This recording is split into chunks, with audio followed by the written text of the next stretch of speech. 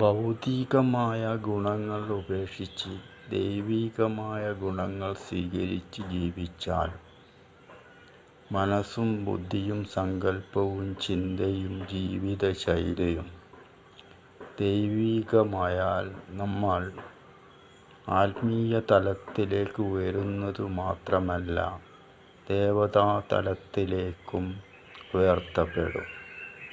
എന്തെല്ലാമാണെന്ന് നോക്കാം. ലൈംഗിക വികാരങ്ങൾ, തിന്മ, അസൂയ, കോപം, ഇതെല്ലാം ഉപേക്ഷിക്കുകയും നന്മ, സത്യം, ധർമ്മം, മാതൃത്വം